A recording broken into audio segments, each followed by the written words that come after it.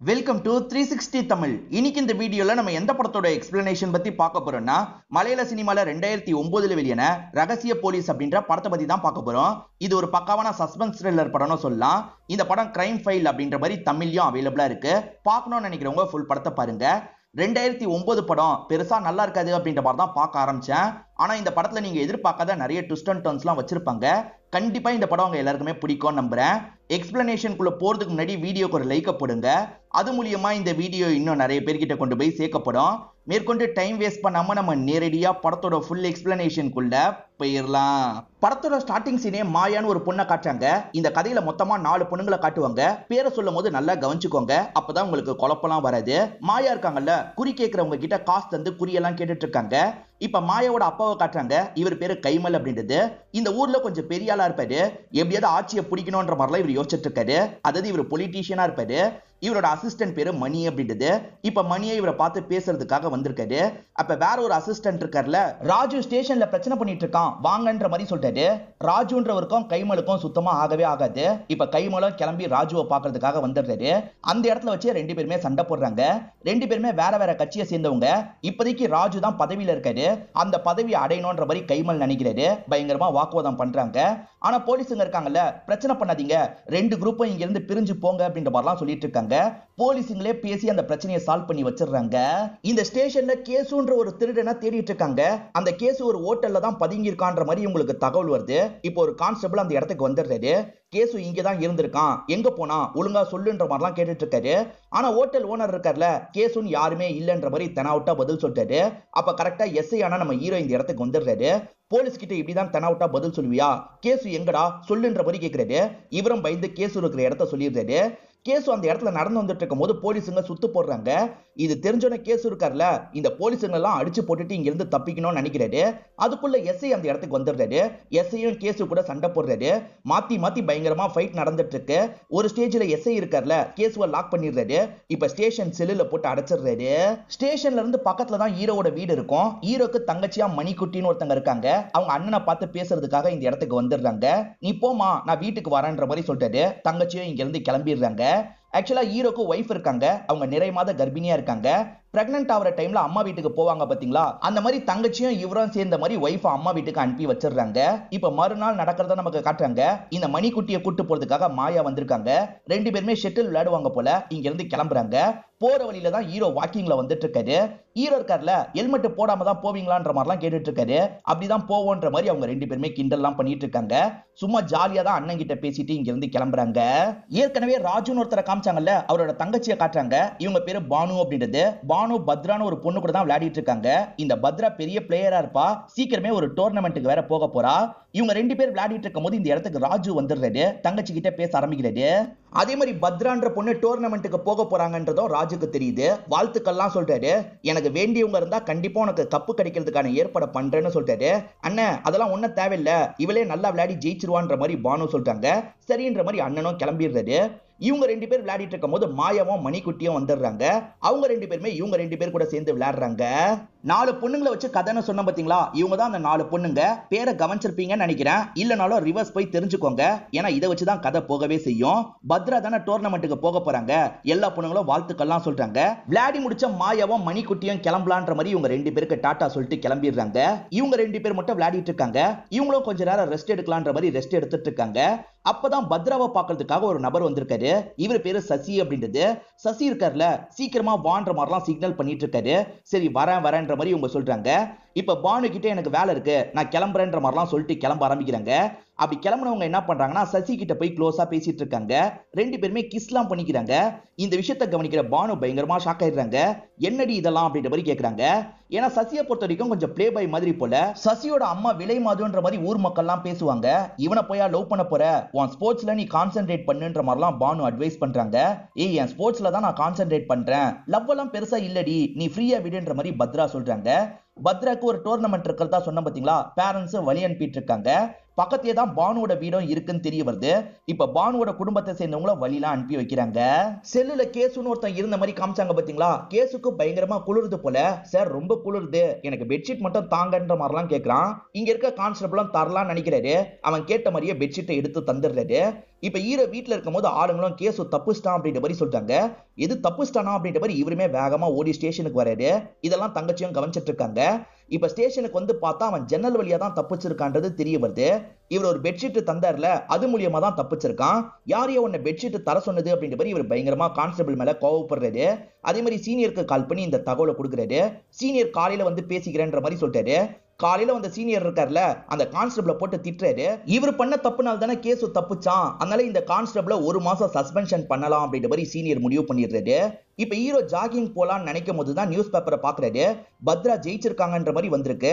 மணிக்குட்டி பத்ரா ஜெயிச்சிட்டா அப்படின்ற மாதிரி தங்கச்சி கிட்ட சொல்றாரு. தங்கச்சியும் இதை பார்த்து பயங்கரமா சந்தோஷப்பட்டு இருக்காங்க. பத்ரா திரும்பி ஊருக்கே வந்திருப்பாங்க. சசியை பார்க்கலான்ற மாதிரி வீட்டுக்கு வந்துடுறாங்க. சசியோட அம்மாவோட பேரை சொல்லி கூப்பிட்டு இருக்காங்க. ஆனா பதிலே வர மாட்டேங்குது. சரி ஜன்னல் வழியா பாப்போன்ற மாதிரி எட்டி பாக்குறாங்க. அப்ப சசியோட அம்மா யாரையோ கிஸ் பண்றது உங்களுக்கு தெரியுது. நமக்கு நிழல் வழியா தான் காட்டுறாங்க, கிஸ் பண்ற நபரை நமக்கு காட்ட மாட்டாங்க. இத பாக்குற இந்த பொண்ணு ஷாக் ஆயிடுறா. சரி கிளம்பலான்ற மாதிரி வேகமா இங்க இருந்து நடக்க ஆரம்பிச்சிடுறா. ஜெயில இருந்து தப்பிச்ச கேஸ் இருக்கான்ல, வீடு புந்து திருடலாம் அப்படின்ற மாதிரிலாம் யோசிக்கிறான். இப்ப பானுவோட வீட்டு கிட்ட தான் வரான். பானுக்கு ஒரு சித்தி இருக்காங்க. அந்த சித்தியோட ஹஸ்பண்ட் வெளிநாட்டுல தான் வேலை பார்க்கறது. சித்தியோட கையில நிறைய நகைலாம் இருக்கிறத இவன் கவனிக்கிறான். ஜன்னலை ஓபன் பண்ணிட்டு உள்ள போயிடலாம் அப்படின்ற மாதிரிலாம் யோசிக்கிறான். இப்ப கையில வச்சிருக்க ஆஷா பிளேட வச்சு ஜன்னலை கொஞ்சம் கொஞ்சமா கட் பண்ணிட்டு இருக்கான். இவன் உள்ள நுழைஞ்சானா என்னன்றது நமக்கு தெரியல. பானுவோட சித்தி ரொம்ப நேரமா எந்திரிக்காம இருக்காங்க. சித்தி சித்தின்ற மாதிரி பானு இந்த ரூம்க்கு வந்துடுறா. சித்தி உடம்புல எந்த ஒரு நகையும் இல்லாம இருக்கு. சித்தி எங்க நகைலாம் காணோன்ற மாதிரி இவ கேக்குறா. நான் தான் கலட்டி பீரோல வச்சேன்ற மாதிரிலாம் சித்தி சொல்றாங்க. சரின்ற மாதிரி இந்த பொண்ணு ஏத்துக்கிறா. இப்ப சித்தி போனதுக்கு அப்புறம் தான் நகைலாம் வேற ஒரு இடத்துல இருக்கிறத இந்த பொண்ணு கவனிக்கிறா. பீரோல வச்சிருந்தானே சொன்னாங்க, இங்க தானே இருக்கு அப்படின்ற மாதிரிலாம் இவ யோசிச்சுட்டு இருக்கா. பானு வீட்டுக்கு பக்கத்துல தான் பத்ரா இருக்கிறதா நான் சொல்லியிருப்பேன். இப்ப பத்ராவோட அம்மா இருக்காங்கல்ல, பத்ரா இன்னும் வீட்டுக்கு வரல, உன் வீட்டுக்கு வந்தாலான்னு கேக்குறாங்க. என் வீட்டுக்கும் வரலன்ற மாதிரிலாம் பானு சொல்லிட்டு இருக்காங்க. இதெல்லாம் தள்ளி இருந்து சித்தி கவனிக்கிறாங்க. சித்தி லைட்டா முழிக்கிறாங்க. ஏன் இந்த மாதிரிலாம் சித்தி முடிச்சிட்டு இருக்காங்கன்னு தெரியல.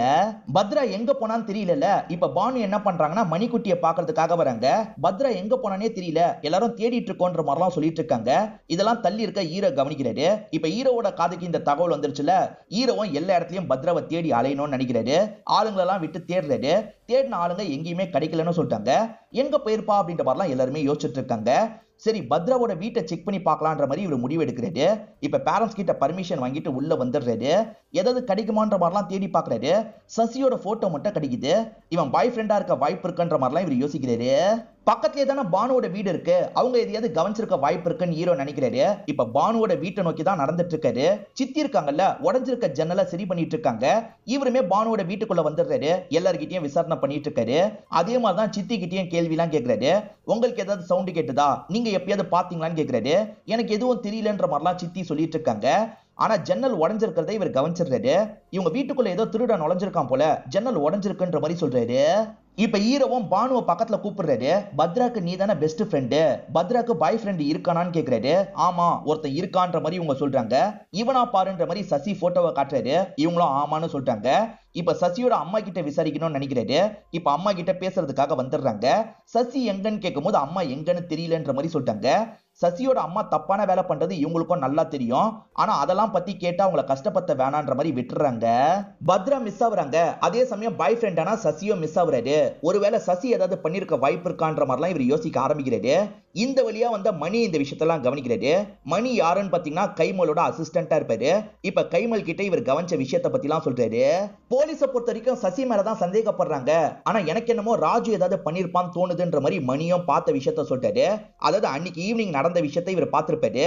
அன்னைக்கு ஈவினிங் சசியோட அம்மா வீட்டுல இருந்து ஒருத்தர் வெளியே வராரு. யாருன்னு பார்த்தா ராஜு தான். அந்த அம்மா கூட ஒன்னா இருந்துட்டு வராரா என்னன்னு தெரியல. இப்ப வந்த ராஜு இருக்கார்ல, இவரோட கார் எடுத்துட்டு இங்க இருந்து கிளம்புறாரு. பத்ரா நடந்து போயிட்டு இருக்காங்க. என்னமா நடந்து போயிட்டு இருக்க, நான் வேணா வீட்டுல டிராப் பண்றேன்ற மாதிரி சொல்லிட்டாரு. இல்ல நானே நடந்து போய்க்கிறேன்ற மாதிரி அவங்க பதட்டமா சொல்லிட்டு நடக்கிறாங்க. ஒருவேளை உள்ள வச்சு இவரை தான் பார்த்தாங்களா என்னன்னு தெரியல. இது எல்லாத்தையுமே தள்ளி இருந்து மணி கவனிச்சிருப்பாரு. இதான் கவனிச்சேன் அப்படின்ற மாதிரிலாம் கைமல் கிட்ட சொல்லிட்டாரு. ராஜு நான் டிராப் பண்றேன் கார்ல ஏறுன்னு சொல்லியிருப்பாரு. ஆனா பத்ரா ஏறி இருக்க மாட்டாங்க. இதை கேட்டுட்டு இருக்க கைமல் இருக்கார்ல, ஏறினான்ற மாதிரி நீ பொய் சொல்லணும் அப்படின்ற மாதிரி சொல்றாரு. எனக்கு பயமா இருக்குன்ற மாதிரிலாம் மணி சொல்றாரு. சொல்றாரு, பிரச்சனை வந்தா நான் பாத்துக்கிறேன், நீ போலீஸ்க்கு லெட்டர் மாதிரி எழுது, அந்த ராஜு தான் கூட்டு போனான்ற மாதிரி சொல்லு, அப்பதான் ராஜுவோட பேரை உடைக்க முடியும்னு சொல்றாரு. இது எல்லாத்தையும் மாயா கவனிச்சிட்டு இருக்காங்க. இதெல்லாம் தப்புப்பா, வேணான்ற மாதிரி கைமல் கிட்ட சொல்லிட்டாங்க. இந்த பதவியை வச்சுட்டு அந்த ராஜு ரொம்ப ஆடிட்டு இருக்கான், அவனை பழி வாங்குறதுக்கு இதை விட சரியான சமயம் எனக்கு கிடைக்காது, இதை தயவு செஞ்சு உன்னோட ஃப்ரெண்ட்ஸ் கிட்ட சொல்லிடாது அப்படின்ற மாதிரி சொல்லிட்டாரு. சரி சொல்ல மாட்டேன்ற மாதிரி மாயாவும் இந்த இடத்துல ஏத்துக்கிறாங்க. மலைக்கு கீழே ஒரு பாடி கிடைச்சிருக்கு, அந்த பாடியை எடுக்கிறதுக்காக ஆளுங்களை எல்லாம் அனுப்பியிருக்காங்க. இப்ப பாடியை எடுத்துட்டு வந்தா அது பத்ராவோட பாடின்னு தெரிய வருது. பேரண்ட்ஸ் அங்கதானே இருக்காங்க. பொண்ணு இறந்து போயிட்டான்னு தெரிஞ்சோன்னா பயங்கரமா ஃபீல் பண்ணி அழுதுட்டு இருக்காங்க. அதே சமயம் போலீஸ்க்கு இப்ப லெட்டர் வந்துருது, அதாவது அந்த மணி எழுதின லெட்டர் வந்துருது. ராஜு தான் இதை பண்ணிருக்க வாய்ப்பு இருக்குன்ற மாதிரி தான் லெட்டர்ல எழுதியிருப்பாரு. ராஜு தான் இந்த விஷயத்த பண்ணிருக்கான்னு தகவல் வந்திருக்குல்ல, ஏன் ஆக்ஷன் எடுக்காம இருக்கீங்கன்ற மாதிரி கைமல் ஹீரோ கிட்ட கேட்டுட்டு இருக்காரு. இது எல்லாத்தையும் ராஜுவும் கவனிச்சிட்டு இருக்காரு. பொய் சொல்லாதீங்க, நான் அந்த இடத்துக்கு போகவே இல்லைன்ற மாதிரிலாம் சண்டை போட்டுட்டு இருக்காரு. சண்டை போடாதீங்க, ரெண்டு பேருமே நிறுத்துங்கன்ற மாதிரி ஹீரோ தான் கண்ட்ரோல் பண்றாரு. கைமல் இதை பிரச்சனையாக்கணும்னு நினைக்கிறாரு. ராஜு தான் இதை பண்ணா, அவன் ஆளுங்கட்சின்றதுனால ஆக்ஷன் எடுக்க மாட்டாங்க அப்படின்ற மாதிரி நிறைய பேரை வச்சு போராட்டம் பண்ணிட்டு இருக்காரு. என்ன வேணும்ட்டே மாட்டி விட பாக்குறல, நீ நினைக்கிறது நடக்காதுன்ற மாதிரிலாம் ராஜு கைமல் கிட்ட சொல்லிட்டு இருக்காரு. ஒரு கான்ஸ்டபிள சஸ்பென்ஷன் பண்ணாங்க பாத்தீங்களா, இருந்தாலுமே அவர் டீ காஃபி வாங்குற வேலையெல்லாம் பார்த்துட்டு இருக்காரு. பானுக்கு அண்ணனை ஏதாவது பண்ணிடுவாங்களா அப்படின்ற மாதிரி பயம் இருக்கு. இப்ப மணிக்குட்டியும் பானுவும் சேர்ந்த மாதிரி இந்த கான்ஸ்டபிள கூப்பிடுறாங்க. என் அண்ணனுக்கு ஏதாவது பிரச்சனை வருமான்ற மாதிரி கேக்குறாங்க. தெரியலமா, ஏதோ பரபரப்பா பேசிட்டு இருக்காங்கன்ற மாதிரிலாம் அவர் சொல்லிட்டு போறாரு. இப்ப உள்ள இருக்க சீனியருக்கு காஃபி எல்லாம் தந்துட்டு இருக்காரு. சீனியர் இருக்கார்ல, அந்த ராஜு தான் பத்ராவை கூட்டு போயிருக்காருன்றத பார்த்த ஒரு ஐ விட்னஸ் இருக்குல்ல, அப்புறம் என்ன ஆக்ஷன் எடுங்கன்ற மாதிரி ஹீரோ கிட்ட சொல்றாரு. ஆனா ஹீரோ இருக்கார்ல, மணி சொல்றதை நம்ப முடியாது சார், ஏன்னா கைமலுக்கு அவன் வேலை பாக்குறவன், கைமல் கூட இப்படி சொல்லிருக்கலாம் அப்படின்ற மாதிரிலாம் சொல்றாரு. ஆனா சீனியர் ஏத்துக்க மாட்டாரு. நீங்க ராஜு மேல முதல்ல ஆக்ஷனை எடுங்கன்ற மாதிரி சொல்லிடுறாரு. பானு ஸ்கூல்லாம் முடிச்சுட்டு வீட்டுக்கு வராங்க. அப்பதான் போலீஸுங்க இருக்காங்கல்ல, சந்தேகத்தை அடிப்படையில ராஜு அரெஸ்ட் பண்றதுக்காக வீட்டுக்கு வந்திருக்காங்க. ராஜுவால எதுவுமே பண்ண முடியல, அமைதியா அவங்க கூட கிளம்பிட்டு இருக்காரு. இத பாக்குற ஃபேமிலியை சேர்ந்த எல்லாருமே ஃபீல் பண்றாங்க. ராஜுக்கு ஒரு ஒய்ஃப் இருக்காங்க, அவங்க ஃபீல் பண்றாங்க. ராஜுவோட அம்மா ஃபீல் பண்றாங்க. ராஜுக்கு ஒரு சித்தி இருக்காங்கல்ல, அவங்க மட்டும் திருன்னு இந்த இடத்துல முடிச்சிட்டு இருக்காங்க. இப்ப இவங்களுக்கு பத்ரா ஃபேமிலி மேல தான் கோவம் வருது. நீங்க தானே எங்க பையனை மாட்டி விட்டீங்க அப்படின்ற மாதிரிலாம் சொல்லிட்டு இருக்காங்க. நாங்களாம் சந்தேகம் இருக்குன்ற மாதிரி எதுவுமே சொல்ல, போலீஸா தான் ஆக்ஷன் எடுத்திருக்காங்க, புரிஞ்சுக்கோங்கன்ற மாதிரி பத்ராவோட ஃபேமிலியும் சொல்றாங்க. இப்ப பானு இருக்காங்கல்ல, இந்த மணிக்குட்டியை பாக்குறதுக்காக வந்துடுறாங்க. என் அண்ணன் எவ்வளவு நல்லவர்னு உனக்கு தெரியும், என் அண்ணன் கண்டிப்பா இந்த மாதிரிலாம் பண்ணிருக்க மாட்டாரு, உன் அண்ணன் எதுக்காக என்னோட அண்ணனை அரெஸ்ட் பண்ணாரு, வீட சொல்லு அப்படின்ற மாதிரிலாம் கேட்டுட்டு இருக்காங்க. இது நடந்துட்டு இருக்கும் போது ஹீரோ இந்த இடத்துக்கு வந்துடுறாரு. என் வேலையை தான் நான் பண்ணிருக்கேன், உன் அண்ணன் மேல தப்பு இல்லைன்னு வச்சுக்கோ, அவர் சீக்கிரமே ரிலீஸ் ஆயிடுவாரு அப்படின்ற மாதிரி சொல்றாரு. ஆக்சுவலா ராஜுக்கும் அரசியல் சப்போர்ட்லாம் இருக்கும் பாத்தீங்களா. இப்ப ராஜு கட்சியை சேர்ந்தவங்க எல்லாம் வாசல்ல வந்து பிரச்சனை பண்ணிட்டு இருக்காங்க. ஒழுங்கா கலைஞ்சு போங்கன்ற மாதிரி இன்ஸ்பெக்டர் வார்னிங் தராரு. இவங்க கேட்காம பிரச்சனை பண்ணிக்கிட்டே இருக்காங்க. கோவப்பட்ட ஹீரோ இருக்கார்ல, கன் எடுத்து மேலலாம் ஷூட் பண்றாரு. இவங்களுமே பயந்து இங்க இருந்து ஓடிடுறாங்க. இப்பதான் இந்த ஊருக்குள்ள ரவுடிங்க மாதிரி 3 பேர் வந்துட்டு இருக்காங்க. இதுல ஒருத்தர் பேரு ராஜாமணி அப்படின்றது. இவர் அச்சசலா ஹீரோ மாதிரியே இருக்காரு. இவர் கூட அசிஸ்டண்டா 2 பேர் வந்திருக்காங்க. இவங்க 3 பேருமே ஜெயில இருக்க ராஜுவை பத்தி தான் மத்தவங்க கிட்ட விசாரிக்கிறாங்க. இப்ப ராஜுவை போய் பார்க்கணும்ன்ற மாதிரி ஸ்டேஷனுக்கு கிளம்பி வந்துடுறாங்க. அங்க இருக்கவங்க உள்ளலாம் விட முடியாதுன்ற மாதிரி சொல்லிட்டாங்க. ஆனா இவங்க காசெல்லாம் கொடுத்து கரெக்ட் பண்ணி ராஜுவை பார்க்கறதுக்காக வந்துடுறாங்க. ராஜுவை நீங்க யாருன்ற மாதிரி கேட்கிறாரு. கட்சி சார்பில் தான் அனுப்பி வச்சிருக்காங்க, உங்களை வெளியே எடுக்கிறதுக்காக தான் வந்திருக்கோம், கவலைப்படாதீங்க, உங்களை சீக்கிரமா வெளியே எடுத்துருவோன்ற மாதிரிலாம் சொல்றாங்க. இது நடந்துட்டு இருக்கும் போது கரெக்டா இன்ஸ்பெக்டர் வந்துடுறாரு. வந்த இன்ஸ்பெக்டரும் ராஜாமணியை பார்த்து ஷாக் ஆயிடுறாரு. ஏன்னா ராஜாமணி இவர மாதிரியே இருக்காருல்ல, ஏன்னா நம்மள மாதிரியே இருக்கான்னு யோசிக்கிறாரு. அதுக்கப்புறம் நார்மலா பேச ஆரம்பிக்கிறாரு. இந்த மாதிரி பர்மிஷன்லாம் இல்லாம உள்ள வந்து பேசக்கூடாது, முதல்ல கிளம்புங்க அப்படின்ற மாதிரிலாம் திட்டுறாரு. ராஜாமணியை இங்க இருந்து கிளம்பிடுறாரு. ஆக்சுவலா காசு வாங்கிட்டு 2 கான்ஸ்டபிளுங்க உள்ள விட்டாங்கல்ல, அவங்களுக்கு சரக்கெல்லாம் இவங்க 3 பேர் வாங்கி தராங்க. இவங்க மூலியமா விஷயத்தை தெரிஞ்சுக்கலாம் அப்படின்ற மாதிரிலாம் விஷயத்தை தெரிஞ்சுக்கிறாங்க. எது அடிப்படையில ராஜு அரெஸ்ட் பண்ணாங்க அப்படின்ற மாதிரிலாம் கேட்கறாங்க. லெட்டர் வந்தது, அது அடிப்படையில் தான் அரெஸ்ட் பண்ணாங்க அப்படின்ற மாதிரிலாம் சொல்றாங்க. அந்த கைமல் தான் இந்த விஷயத்தை பண்ணிருக்காருன்னு இவங்க 3 பேருக்கு புரியுது. இப்ப கைமலோட பொண்ணு மாயா வரும்போது இவங்களும் கெலாட்டா பண்றாங்க. உன் அப்பன் தான் வேணும்ட்டே ராஜுவை மாட்டி விட்டுருக்கான், ராஜுவை வெளியெடுக்கிறதுக்காக தான் வந்திருக்கோம், வெளியே எடுத்தோம் உன் அப்பனை விட மாட்டோன்ற மாதிரிலாம் வார்னிங் கொடுத்து இங்க இருந்து அனுப்பி வைக்கிறாங்க. இவங்களுமே பயந்த மாதிரி அப்பா கிட்டே இந்த விஷயத்தெல்லாம் சொல்றாங்க. என் பொண்ணையே மிரட்டுறாங்களா, விட மாட்டேன்ற மாதிரி இவர் கோவப்படுறாரு. இப்ப ஆளுங்களை கூப்பிட்டு அந்த இடத்துல அடிக்கிறதுக்காக வராரு. ஆனா இவனுங்க 3 பேருமே பார்க்கவே ரவுடி மாதிரி இருக்காங்கல்ல. இப்ப கைமலுக்கு பயம் வந்துருது. இவனுங்க கிட்ட பிரச்சனை எல்லாம் வேணாம், சைலண்டா கிளம்பிடலான்ற மாதிரி ஆளுங்களை கூப்பிட்டு இங்க இருந்து கிளம்பி போயிடுறாரு. ஹீரோ விடிய காலையில செக்கிங் மாதிரிலாம் பண்ணிட்டு இருக்காரு. அதே மாதிரி ஒய்ஃபுக்கு கால் பண்ணி எப்படி இருக்குன்ற மாதிரிலாம் நலம் விசாரிச்சுட்டு இருக்காரு. இது நடந்துட்டு இருக்கும் போதுதான் கேசு இருக்கான் பாத்தீங்களா, இப்ப தனியா இருக்க ஒரு வீட்டை நோக்கி போயிட்டு இருக்கான். கேசு இங்கதான் பதுங்கி இருக்கான் போலன்ற மாதிரி ஹீரோவும் கவனிக்கிறாரு. இப்ப பொறுமையா பின்னாடியே போறாரு. அந்த ரூம்ல வச்சு அவனும் சிகரெட் பிடிக்கலாம்னு நினைக்கிறான். அப்ப சட்டுன்னு பின்னாடி இருந்து இவனை அட்டாக் பண்ணிட்டாரு. இவனுமே தப்பிக்கணும்ன்ற மாதிரி ஹீரோவை தள்ளி விட்டு வேகமா வெளியே ஓடிட்டு இருக்கான். ஹீரோவும் விடக்கூடாதுன்ற மாதிரி துரத்திட்டு வராரு. ஒரு ஸ்டேஜ்ல இவனை லாக் பண்ணிடுறாரு. இப்ப விலங்க கையில போடலாம்னு நினைக்கிறாரு. அதுக்குள்ள பின்னாடி யாரோ ஹீரோவை மண்டிலேயே அடிச்சிடுறாங்க. யாரு அடிச்சாங்கன்னு தெரியல. இப்ப ஹீரோ காயப்பட்ட மாதிரி விழுந்திருக்காரு. கேசு கிளம்பிடுறான். இந்த சமயம் தான் ராஜாமணி இருக்கார்ல, இந்த இடத்துக்கு வந்துடுறாரு. ஹீரோக்கு அடிபட்டுருக்குல, ஹாஸ்பிட்டலுக்கு தூக்கிட்டு போனோம்னு நினைக்கிறாரு. இங்கதான் படத்தோட இன்டர்வல போடுறாங்க. ஹீரோ இன்னமும் சசி கிட்ட விசாரணை பண்ணணும்னு நினைக்கிறாரு. ஆனா சசி வீட்டு பக்கமே வரலன்னு தெரிய வருது. அந்த சசி எங்க இருந்தாலும் தேடி கண்டுபிடிங்கன்ற மாதிரி ஆளுங்க கிட்ட சொல்லிட்டாரு. ராஜாமணி எதுக்காக என்ன காப்பாத்தான்னு தெரியல, அதை பத்தியும் கொஞ்சம் விசாரிங்கன்ற மாதிரி ஆளுங்க கிட்ட சொல்லிட்டாரு. இவர் அடி வாங்கிட்டு வந்திருக்கிறது ஒய்ஃபுக்கு தெரியுது போல. நீங்க ஓகே தானேன்னு கேக்குறாங்க. நான் ஓகே தான் அப்படின்ற மாதிரி சொல்லிட்டாரு. இப்ப சசியோட அம்மாவை நமக்கு காட்டுறாங்க.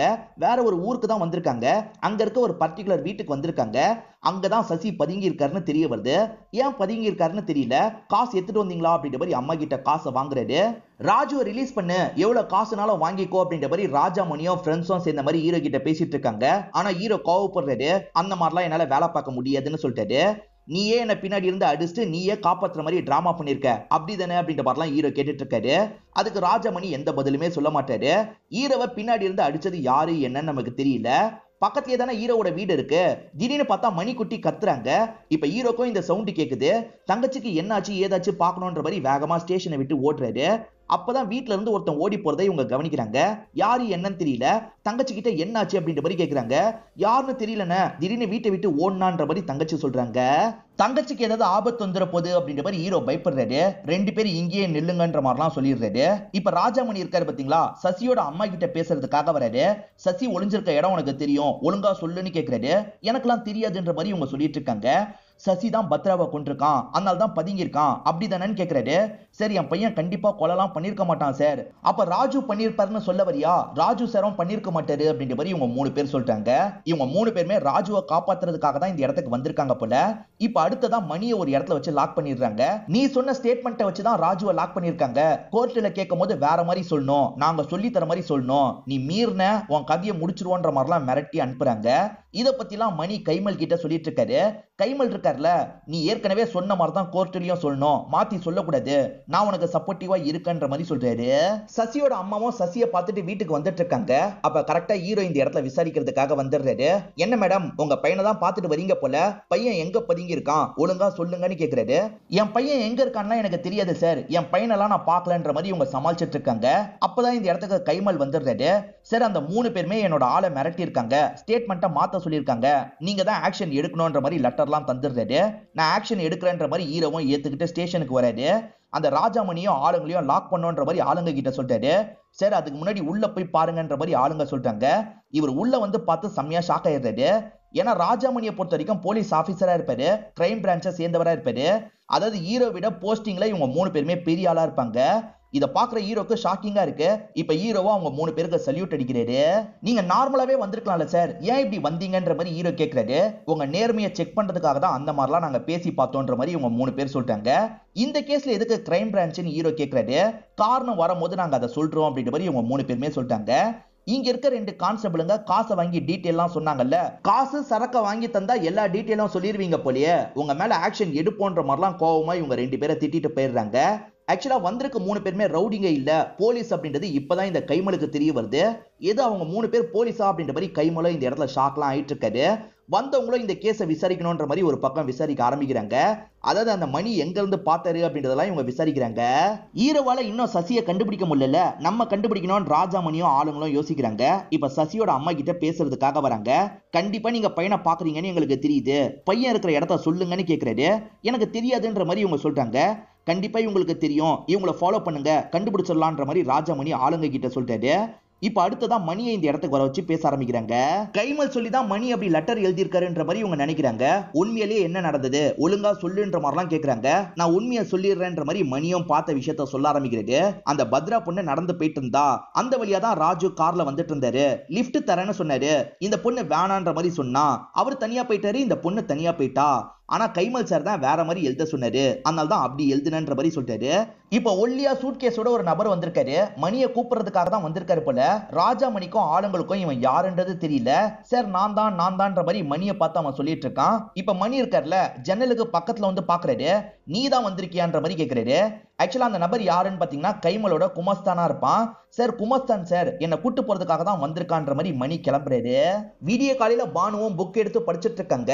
அப்ப பானுவோட சித்தி இருக்காங்கல்ல, யாராவது கவனிக்கிறாங்களா அப்படின்ற மாதிரி சுத்தி முத்தி பாக்குறாங்க. இப்ப வீட்டை விட்டு எங்கேயோ கிளம்பிட்டு இருக்காங்க. இத பானு கவனிச்சிடுறாங்க. சித்தி எங்க போறாங்கன்ற மாதிரிலாம் யோசிக்கிறாங்க. பக்கத்திலே பாலடைஞ்ச மாதிரி ஒரு வீடு இருக்கும். சித்தி அதுக்குள்ளதான் போறாங்க. இங்க எதுக்காக போறாங்கன்ற மாதிரி பானு பின்னாடியே வந்து எட்டி பாக்குறாங்க. ஆக்சுவலா சித்தி கேசுவை மீட் பண்றதுக்காக தான் வந்திருக்காங்க. கேசுவும் சித்தியும் சேர்ந்த மாதிரி இந்த இடத்துல ஒன்னாலாம் இருக்காங்க. இத பாக்குற பானு பயங்கரமா ஷாக் ஆயிடுறாங்க. இப்ப பானு மணிக்குட்டியை பாக்குறதுக்காக வராங்க. இந்த விஷயத்தெல்லாம் சொல்லிட்டு இருக்காங்க. மணிக்குட்டி கிட்ட தான் சொல்லிட்டு இருக்காங்க. ஆனா இந்த விஷயத்தை ஹீரோ கவனிச்சிடுறாரு. இப்ப ஹீரோவும் உடனே அந்த இடத்துக்கு போகணும்னு நினைக்கிறாரு. அந்த பாலடைஞ்ச வீட்டுக்குள்ள வந்து பார்த்தா கேசு அங்கதான் இருக்கான். இப்ப கேசுவை போட்டு பயங்கரமா அடிக்கிறாரு. இப்ப லாக் பண்ணவர் ராஜாமணி கிட்ட கொண்டு வந்து ஒப்படைச்சிடுறாரு. பானுவோட சித்திக்கும் உனக்கும் என்னடா சம்பந்தம், ஒழுங்கா சொல்லுன்ற மாதிரிலாம் கேக்குறாங்க. எல்லாத்தையும் சொல்லிடுறன்ற மாதிரி கேசுவும் சொல்ல ஆரம்பிக்கிறான்.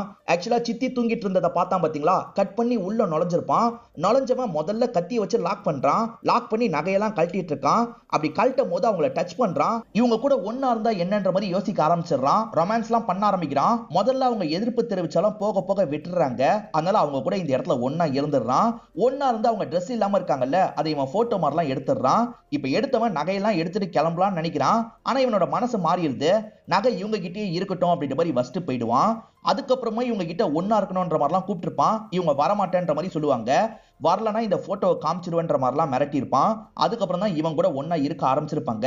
போக போக அந்த சித்திக்கே இவனை ரொம்ப பிடிக்க ஆரம்பிச்சிடும். அடிக்கடி இவங்க ஒன்னா இருக்க ஆரம்பிப்பாங்க. இதுதான் நடந்துட்டு இருந்தது அப்படின்ற மாதிரிலாம் சொல்றான். ஆக்சுவலா இவன் மாற்ற மாதிரி ஒரு நிலைமை வந்தது பாத்தீங்களா, அப்ப சித்தி தான் ஹீரோவோட மண்டிலேயே அடிச்சிருப்பாங்க. அதுக்கப்புறம் தான் ராஜாமணி வந்து காப்பாத்தி இருப்பாரு. இவன் என்னைக்கு சித்தியோட வீட்டுக்குள்ள நுழைஞ்சானோ அன்னைக்கு நைட்ல இருந்து தான் பத்ராவும் மிஸ் ஆகுறாங்க. இவன் பத்ராவோட வீட்டுக்குள்ளேயும் நுழைஞ்சு ஏதாவது பண்ணிருக்க வாய்ப்பு இருக்கு. பத்ராவை இவன் தான் சாவடிச்சிருக்க வாய்ப்பு இருக்குன்ற மாதிரிலாம் நினைக்கிறாங்க. சார் சத்தியமா நான் எதுவுமே பண்ணல, ஆனா நான் பத்ராவை பார்த்தன்ற மாதிரி இவன் சொல்றான். எங்க வச்சு பார்த்தன்ற மாதிரிலாம் இவங்க கேக்குறாங்க. இவனுமே பார்த்த விஷயத்த சொல்றான். ஆக்சுவலா அந்த மலைப்பகுதி இருக்கு பாத்தீங்களா, அங்கதான் பத்ரா யார்கிட்டயோ பேசிட்டு இருந்திருப்பாங்க. யார்கிட்ட பேசிட்டு இருந்தான்னு கூட எனக்கு தெரியல. பத்ராவோட பாடி கிடைச்சதுக்கு அப்புறம் தான் ட்ரெஸ்ஸை வச்சு பேசிட்டு இருந்தது பத்ரானே எனக்கு தெரிஞ்சது. கூட பேசிட்டு இருந்தது ஒரு பொண்ணு மாதிரி தான் தெரிஞ்சது. அது யாரு என்னன்னு எனக்கு சத்தியமா தெரியலன்ற மாதிரிலாம் சொல்லிட்டு இருக்காரு. இவன் பொய் சொல்ல கூட வாய்ப்பு இருக்கு. இவனே கொலை பண்ணிருக்கலான்ற மாதிரிலாம் சந்தேகப்படுறாங்க. இவனை இன்னும் அடிச்சு விசாரிக்கலான்ற மாதிரி லாக் பண்ணிடுறாங்க. ராஜாமணி சசியோட அம்மாவை ஃபாலோ பண்ணுங்க, கண்டுபிடிச்சிடலாம்னு சொல்லியிருப்பாரு. அந்த மாதிரி ஃபாலோ பண்ணி சசி இருக்கிற இடத்த கண்டுபிடிச்சிடுறாங்க. இப்ப சசியை அமுக்கிறதுக்காக வந்துடுறாங்க. சசியும் எனக்கு தெரிஞ்ச எல்லாத்தையும் சொல்லிடுறேன்ற மாதிரி சொல்றான். சொல்லுன்ற மாதிரி இவங்களுமே கேட்டு ரெக்கார்ட் பண்ணிக்கிறாங்க. ஆனா சசி என்ன சொன்னா அப்படின்றத நமக்கு காட்ட மாட்டாங்க. இப்ப ராஜாமணியும் ஹீரோவை கூப்பிட்டு பேசுறாரு. கிரைம் பிரான்ச் ஆபீசர்ஸ் எதுக்காக இந்த கேஸ்ல வந்தீங்கன்னு நீங்க கேட்டீங்கல்ல, எங்களுக்கு ஒரு லெட்டர் வந்தது, அதனால தான் இந்த கேஸ்ல வந்தோன்னு சொல்றாரு. மணி எழுதின லெட்டரான்னு ஹீரோ கேட்கிறாரு. அந்த லெட்டர் இல்ல, வேற ஒரு லெட்டர் எங்களுக்கு வந்ததுன்ற மாதிரி இவர் சொல்றாரு. அந்த லெட்டரோட கண்டென்ட் என்னன்றத ராஜாமணி சொல்றாரு. அதாவது பத்ராவோட சாவுக்கு ராஜு காரணம் கிடையாது, பத்ரா சூசைட் பண்ணிருக்க தான் வாய்ப்பு இருக்கு. ஏன்னா பத்ரா தப்பானவனை லவ் பண்ணிட்டோன்ற மாதிரி ஃபீல் பண்ணா, அதோட காரணமா கூட சூசைட் பண்ணிருக்கலான்ற மாதிரி தான் லெட்டர் வந்திருக்கும். இந்த கிரைம் பிரான்ச் ஆபீஸ் இருக்கு பாத்தீங்களா, அதோட அட்ரஸ் மத்தவங்களுக்கு தெரியாது. நெட்லயும் அதுக்கான சோர்ஸ்லாம் இருக்காது. போலீஸ் டிபார்ட்மெண்ட்ல இருக்கவங்க மட்டும்தான் இந்த அட்ரஸ்க்கு லெட்டர் போட முடியும். அந்த ஆங்கிள் விசாரிக்கும் போதுதான் உங்க மேல சந்தேகம் வந்தது. உங்க தங்கச்சி தான் இந்த லெட்டரை போட்டிருக்காங்கன்னு சொல்றாரு. என்ன சொல்றீங்க அப்படின்ற மாதிரி ஹீரோ ஷாக் ஆயிட்டு இருக்காரு. ஆமா சார், உங்க தங்கச்சி கையெழுத்தை செக் பண்றதுக்காக தான் இன்னைக்கு நான் வீட்டுக்குள்ள பூந்தேன். வீட்டை விட்டு ஓடினது நான் தான். செக் பண்ணி பார்க்கும்போது உங்க தங்கச்சி தான் இந்த லெட்டரை போட்டிருக்காங்கன்னு அசிஸ்டன்ட் சொல்றாரு. உங்க தங்கச்சியும் நீங்களும் சேர்ந்து சூசைடுன்ற மாதிரி கேஸை முடிக்கிறதுக்கு ட்ரை பண்றீங்கன்ற மாதிரி நாங்க சந்தேகப்பட்டோம். அதனால தான் உங்களோட நடவடிக்கையை விசாரிக்கிறதுக்காக வந்தோம். நீங்க நேர்மையானவர்னு தெரிய வந்தது. சோ உங்க தங்கச்சி மட்டும் தான் இதை பண்ணிருக்காங்கன்னு சொல்றாங்க. இவர் நேரடியா தங்கச்சி கிட்ட பேசுறதுக்காக வந்துடுறாரு. ஏன் இப்படி பண்ணன்ற மாதிரி கேட்கிறாரு. மணிக்குட்டியும் அதுக்கான காரணத்தை சொல்றாங்க. மணிக்குட்டிக்கு சசியை ரொம்ப பிடிக்கும். சசி கிட்ட க்ளோஸா பழகிட்டுலாம் இருப்பாங்க. இந்த விஷயம் பத்ராக்கும் நல்லா தெரியும். ஆனா பத்ரா இருக்காங்கல்ல, இவங்களுக்கு தெரியாம சசி கிட்ட க்ளோஸா லவ் பண்ற மாதிரிலாம் பழகிட்டு இருப்பாங்க. இதை ஒரு நாள் மணிக்குட்டி பாத்துடுறாங்க. நான் லவ் பண்றேன்னு தெரிஞ்சோ எதுக்காக இப்படி பண்ண, இப்படி சீட் பண்ண உனக்கு அசிங்கமா இல்லையான்ற மாதிரிலாம் சண்டை போடுறாங்க. நீ அவரை லவ் பண்ற, ஆனா அவர் என்னதான் லவ் பண்றாரு அப்படின்ற மாதிரிலாம் பத்ரா சொல்றாங்க. இது ரிலேட்டடா இவங்களுக்குள்ள அந்த மலை விளிம்புல சண்டைலாம் நடக்குது. அந்த சண்டையில தெரியாதனமா மணிக்குட்டி தள்ளி விட்டுறாங்க. ஐயோ தெரியாம தள்ளி விட்டுட்டுமே அப்படின்ற மாதிரிலாம் ஃபீல் பண்றாங்க. இவங்க மேல எந்த ஒரு சந்தேகமும் வந்திருக்காது. ராஜுவை தான் அரெஸ்ட் பண்ணிருப்பாங்க. ஆனா ராஜுவை அரெஸ்ட் பண்ணிட்டாங்கன்னு பானு பயங்கரமா ஃபீல் பண்ணி வீட்டுக்கு வந்து அழுதாங்கல்ல, இவங்களுக்கு மனசு கேட்கல. அதனால தான் லெட்டர்ல சூசைடா இருக்க வாய்ப்பு இருக்குன்ற மாதிரி இவங்க எழுதி அனுப்பியிருப்பாங்க. தங்கச்சி தப்பு பண்ணிருக்காங்கன்னு தெரிஞ்சோன்னா ஹீரோ இருக்கார்ல, தங்கச்சியை ஸ்டேஷனுக்கு கூட்டு வந்துடுறாரு. இந்த தகவல்லாம் கேள்விப்பட்டு பானு இந்த இடத்துக்கு வந்துடுறாங்க. கட்டி பிடிச்சு ஆறுதல்லாம் சொல்லிட்டு இருக்காங்க. அப்ப இந்த இடத்துக்கு கைமல் வந்துடுறாரு. அந்த ராஜுவை காப்பாத்த உன்னோட அண்ணன் ஒன்ன மாட்டி விடுறதுக்கு முடிவு பண்ணிருக்கானான்னு கேக்குறாரு. இல்ல நான் தான் தப்பு பண்ணன்ற மாதிரி தங்கச்சி சொல்லிட்டு இருக்காங்க. இது எல்லாத்தையும் கவனிச்சிட்டு இருக்க ராஜாமணி இருக்கார்ல, உங்க தங்கச்சி தள்ளி விட்டது உண்மைதான், அதுல எந்த ஒரு சந்தேகமும் கிடையாது. ஆனா உங்க தங்கச்சி தள்ளி விட்டதுல அந்த பத்ரா சாவுல, வேற யாரோ தள்ளி விட்டதுலதான் செத்து போயிருக்கா அப்படின்ற மாதிரி சொல்லிட்டாரு. என்ன சொல்றாங்க அப்படின்ற மாதிரி தங்கச்சியே ஷாக்க வராங்க. அதே மாதிரி ஹீரோவும் ஷாக் ஆயிட்டு இருக்காரு. இப்ப ராஜாமணியும் ஆளுங்களும் வாங்கன்ற மாதிரி சொல்றாங்க. ஆக்சுவலா பத்ராவோட ட்ரெஸ் இவங்க கிட்ட இருக்கு. அந்த ட்ரெஸ் எல்லாம் காட்டுறாங்க. அதுல சாணியை வச்சு மிதிச்ச மாதிரி ஒரு கரை இருக்கு. பத்ராவோட பாடி கிடைச்சதுல பக்கத்துல சாணி எல்லாம் இருக்க வாய்ப்பே கிடையாது. அப்புறம் எப்படி ட்ரெஸ்ல சாணி வந்தது, இதுதான் எங்க டவுட்டுக்கு காரணம்ன்ற மாதிரி சொல்லிட்டாங்க. உங்க தங்கச்சி தள்ளி விட்டது உண்மை, ஆனா தங்கச்சி தள்ளி விடும் போது அவங்க ஓரத்துல தான் விழுந்திருக்காங்க. திரும்பி மேலே ஏறி வந்திருக்காங்க. அதுக்கப்புறம் யாரோ தள்ளி விட்டுருக்காங்க. அது யாருன்னு கண்டுபிடிக்கணும் அப்படின்ற மாதிரி சொல்லிட்டாரு. முதல்ல அந்த மலைக்குள்ள போய் பார்க்கணும்ன்ற மாதிரி யோசிக்கிறாங்க. எல்லா மலையும் ஸ்ட்ரெயிட்டா பள்ளம் வராது, கொஞ்சம் சைடு காலம் போகும் பாத்தீங்களா, அந்த மாதிரி மலையா தான் இருக்கும். உள்ள போய் பார்க்கலான்ற மாதிரிலாம் இந்த ராஜாமணி யோசிக்கிறாரு. இப்ப கிரேன் மூலியமா இவரை உள்ள அனுப்பிட்டு இருக்காங்க. இவருமே ஒவ்வொரு இடமா பார்த்துக்கிட்டே வந்துட்டு இருக்காரு. ஒரு இடத்துல நிறுத்த சொல்றாரு. அந்த வழியா நடக்க முடியும் போல இவரும் நடந்து போய் பார்த்துட்டு இருக்காரு. அப்பதான் அந்த இடத்துல ஒரு செயின் தட்டுப்படுது. மொத வாட்டி விழும் போது செயின் இங்கதான் விழுந்திருக்கு. சோ இங்கதான் மொத வாட்டி விழுந்திருக்காங்க. ரெண்டாவது வாட்டி செயின் கிடைக்கலன்றதை இவர் யோசிக்கிறாரு. இது உங்களோட பொண்ணு செயின் தானே அப்படின்ற மாதிரி பத்ராவோட ஃபேமிலி கிட்ட இவர் கன்ஃபார்ம் பண்ணிடுறாரு. சோ கண்டிப்பா மொத வாட்டி அந்த இடத்துல தான் விழுந்திருக்காங்க, எந்திரிச்சு வந்திருக்காங்க. ரெண்டாவது வாட்டி வேற யாரோ தள்ளி விட்டுருக்காங்கன்னு தெரியுது. அது யாருன்னு கண்டுபிடிக்கணும்னு நினைக்கிறாரு. மேற்கொண்டு சில விசாரணைலாம் நடக்குது. அதெல்லாம் நமக்கு காட்ட மாட்டாங்க. மொத்தமா 2 குற்றவாளியை இவங்க லாக் பண்ணிருக்காங்க. 2 குற்றவாளியை சீனியர் கிட்ட ஒப்படைக்கணும்ன்ற மாதிரி தான் கூட்டு வந்துட்டு இருக்காங்க. இப்ப சீனியர் முன்னாடி இந்த 2 பேரையும் கூட்டு வந்துடுறாங்க. சீனியரும் யாரு, எப்படி இது நடந்தது அப்படின்ற மாதிரிலாம் கேட்டுட்டு இருக்காரு. இப்ப ராஜாமணியை எக்ஸ்பிளைன் பண்ண ஆரம்பிக்கிறாரு. மொத குற்றவாளியோட முகத்தை ஓபன் பண்ணி காட்டுறாரு. அது வேற யாரும் கிடையாது, மணியா தான் இருப்பாரு. மணி சில தப்பெல்லாம் பண்ணிருக்காரு போல. எப்படி இதெல்லாம் கண்டுபிடிச்சன்றதை எக்ஸ்பிளைன் பண்றாரு. ஆக்சுவலா அந்த குமஸ்தான் பக்கத்துல வரும்போது இவர் எட்டி எட்டி பார்த்திருப்பாரு. அதுக்கப்புறம் தான் குமஸ்தான் கண்டுபிடிச்சிருப்பாரு. இதுதான் என்னோட சந்தேகத்துக்கு காரணம் அப்படின்ற மாதிரி சொல்றாரு. இப்ப நடந்த விஷயத்த நமக்கு காட்டுறாங்க. இவர் உண்மையிலேயே அன்னைக்கு ராஜுவை பார்த்தாரான்ற மாதிரி உங்களுக்கு டவுட் வந்துடும். இப்போ ஒருத்தர் வருவாரு, யாருன்றத சொல்லுங்கன்ற மாதிரி கேக்குறாங்க. இப்ப கையில பெட்டியோட யாரையோ நடந்து வர வைக்கிறாங்க. இதை கவனிச்சிட்டு இருக்க மணி இருக்காருல, கையில பெட்டி வச்சிருக்காருல, கண்டிப்பா குமஸ்தான் தான் நடந்து வந்துட்டு இருக்காருன்னு சொல்றாரு. ஆனா உண்மையில அங்க வந்துட்டு இருக்கிறது யாருன்னு பாத்தீங்கன்னா இந்த கேஸ்ல சம்பந்தப்பட்ட ராஜு தான். அதுக்கப்புறம் தான் ராஜுன்றது இவருக்கு தெரிய வருது. இவருக்கு கொஞ்சம் லாங்ல இருந்து பார்த்தாலும் யாரு என்னன்னே தெரியாது. அப்படி இருக்கும்போது ராஜுவை நான் இந்த இடத்துல இருந்து பார்த்தேன்ற மாதிரி சொல்லியிருக்கீங்க, பொய் தானே, உண்மையை சொல்லுங்கன்ற மாதிரிலாம் கேக்குறாங்க. ஆமா நான் பொய் தான் சொன்னேன்ற மாதிரிலாம் சொல்லிட்டாரு. யார் சொல்லி அந்த பொய்யை சொன்னாரு அப்படின்ற மாதிரி விசாரிச்சிருப்பாங்க. 2வது குற்றவாளியை கண்டுபிடிச்சிருப்பாங்க. இதான் 2வது குற்றவாளி அப்படின்ற மாதிரி ஓபன் பண்ணிட்டாரு. ஓபன் பண்ணா யாருன்னு பாத்தீங்கன்னா ஒரு கான்ஸ்டபிள் நமக்கு காமிச்சாங்கல்ல, அந்த கான்ஸ்டபிள் தான் 2வது குற்றவாளியா இருப்பாரு. இப்பதான் இந்த கான்ஸ்டபிள் என்ன பண்ணாரு அப்படின்றத ராஜாமணி எக்ஸ்பிளைன் பண்றாரு. நமக்கும் விஷுவலா நடந்த விஷயத்த காட்டுறாங்க. இந்த கான்ஸ்டபிளுக்கு சஸ்பென்ஷன் கிடைச்சதுல கொஞ்சம் அப்செட்டா இருந்திருப்பாரு. மணி இவரோட ஃப்ரெண்டு தான். 2 பேருமே அந்த மலை பகுதியில சரக்கெல்லாம் அடிச்சிருப்பாங்க. எனக்கு போதை இன்னும் பத்தல, இன்னும் சரக்க வாங்கிட்டு வான்ற மாதிரி கான்ஸ்டபிள் மணி கிட்ட சொல்லிட்டாரு. மணி வாங்குறதுக்காக போயிடுறாரு. கான்ஸ்டபிள் மட்டும் வெயிட் பண்ணிட்டு இருக்காரு. இப்பதான் பத்ராவை நமக்கு காட்டுறாங்க. கொஞ்சம் ஹைட்ல இருந்து விழுந்ததுலயே இவங்களுக்கு அடிபட்டிருக்கும். இவங்க பொறுமையா ஏறி வந்துட்டு இருக்காங்க. இப்ப ஒரு வழியா மேல வந்து சேர்ந்துடுறாங்க. டயர்ட்ல இவங்க இங்கேயே மயக்கம் போட்ட மாதிரி விழுந்து கிடக்குறாங்க. இந்த விஷயத்தெல்லாம் இந்த கான்ஸ்டபிள் கவனிக்கிறாரு. யாரோ விழுந்திருக்காங்களேன்னு பார்க்க போறாரு. அப்ப சாணி கால்ல பட்டுருது. அதெல்லாம் இவர் கொஞ்சம் தொடச்சிட்டு அந்த இடத்துக்கு வந்துடுறாரு. அந்த பொண்ணு மயக்கத்துல இருக்கிறது இவருக்கு தெரியுது. உடம்புல நகைலாம் இருக்குல்ல, அதை கலட்டிக்கலாம் நினைக்கிறாரு. இவர் கலட்டிட்டு இருக்கும் போது பத்ரா பாத்துடுறாங்க. இவரை தடுக்கிறதுக்கு ட்ரை பண்றாங்க. இவருமே பதிலுக்கு அவங்கள நெரிக்கிறாரு. இப்ப சாணி கால் இருக்கு பாத்தீங்களா, அதை வச்சு அவங்க Dress மேல மிதிக்கிறாரு. ஒரு ஸ்டேஜ்ல அவங்க இறந்து போயிடுறாங்க. பாடியை தூக்கி போட்டுலாம் நினைக்கிறாரு. அதுக்குள்ள இந்த இடத்துக்கு மணி வந்துடுறாரு. மணியே இந்த விஷயத்தெல்லாம் பாத்துடுறாரு. என்ன பண்ண, எதுக்காக சாவடிச்சு அப்படின்ற மாதிரிலாம் கேட்டுட்டு இருக்காரு. நான் மட்டும் இதை பண்ணல, நீயும் சேர்ந்து பண்ண மாதிரி தான், நம்ம நகையை பிரிச்சுக்கலாம், என்னை மாட்டி விட்டனா நீயும் மாட்டுவன்ற மாதிரிலாம் கான்ஸ்டபிள் மிரட்டுறாரு. இதனால மணிக்கும் பயம் வந்துருது. ரெண்டு பேருமே சேர்ந்த மாதிரி பாடியை தூக்கி போடலாம் அப்படின்ற மாதிரி மேல இருந்து தூக்கி போட்டுறாங்க. இந்த பத்ரா கிட்ட கடைசியா அந்த ராஜு தான் பேசினான்ற மாதிரி நீ வேணும்ட்டே கைமல் கிட்ட சொல்லணும், அதுக்கப்புறம் பண்ண வேண்டியதா கைமல் பண்ணிடுவாரு அப்படின்ற மாதிரிலாம் இந்த கான்ஸ்டபிள் சொல்லியிருப்பாரு. அதாவது ராஜு மேல கைமலுக்கு கோவம் இருக்கிறதுலாம் இவருக்கு தெரியும். கைமல் கண்டிப்பா ராஜுவை தான் மாட்டி விட பாப்பாரு, நம்ம ரெண்டு பேர் தப்பிச்சிடலாம் அப்படின்ற மாதிரி தான் பிளான போட்டிருப்பாங்க. உண்மையிலே இந்த மணி இருக்கார்ல, அன்னைக்கு அந்த பக்கம் போகவும் இல்ல, ராஜு வந்ததை பார்க்கவும் இல்ல, சும்மா தான் போய் சொல்லியிருப்பாரு. கைமல் அதை பில்டப் பண்ணி தான் ராஜு மேல குற்றம் போற மாதிரி பண்ணியிருப்பாரு. இப்போ உங்களுக்கு ஒரு கேள்வி வரலாம், அப்ப பத்ரா பார்த்தது யாருன்ற மாதிரி கேள்வி வந்திருக்கும். ஆக்சுவலா சசியோட அம்மா வேற ஒரு கஸ்டமர் கூட ஒன்னா இருந்திருப்பாங்க, அது யாரா வேணா இருக்கலாம், அதை பத்தி நமக்கு காட்ட மாட்டாங்க. அதுதான் பத்ரா பார்த்துட்டு அங்க இருந்து கிளம்பி இருப்பாங்க. இவங்க ரெண்டு பேர் தான் குற்றவாளின்னு தெரிஞ்சிருச்சுல, இவங்க ரெண்டு பேரையும் அரெஸ்ட் பண்ணி கூட்டு போயிட்டு இருக்காங்க. ஹீரோவும் ராஜாமணியும் சேர்ந்த மாதிரி கேஸை சால்வ் பண்ணிடுறாங்க. இப்ப ஹீரோக்கு ஒய்ஃப் கிட்ட இருந்து போன் கால் வருது, இவருக்கு குழந்தை பிறந்திருக்கு, அதுவும் ட்வின்ஸா பிறந்திருக்காங்க. இத ஒய்ஃப் சந்தோஷமா சொல்றாங்க, கேட்கிற இவருமே சந்தோஷப்படுறாரு. இப்ப பக்கத்துல இருக்க ராஜாமணி கிட்ட இந்த விஷயத்த சொல்றாரு. இப்ப ரெண்டு பேருமே சேர்ந்த மாதிரி கையை பிடிச்சுக்கிறாங்க. இதோடயே இந்த படத்தை நமக்கு முடிச்சிடுறாங்க. இவங்க ரெண்டு பேருமே பார்க்க ஒரே மாதிரி இருப்பாங்க, ஆனா இவங்க ரெண்டு பேருக்குள்ளேயும் எந்த ஒரு சம்பந்தமும் இல்லன்ற மாதிரி தான் இந்த படத்துல காமிச்சிருப்பாங்க. இந்த படத்துல வந்த ட்விஸ்ட் அண்ட் டர்ன்ஸ்லாம் கண்டிப்பா உங்களுக்கு பிடிச்சிருக்கும் நம்புறேன். இந்த வீடியோ உங்களுக்கு பிடிச்சிருந்ததுன்னா லைக் பண்ணுங்க, கமெண்ட் பண்ணுங்க, மறக்காம 360 தமிழ் சேனலை சப்ஸ்கிரைப் பண்ணுங்க. தொடர்ச்சியா இந்த மாதிரி வீடியோக்கள் வந்துகிட்டே தான் இருக்கும்.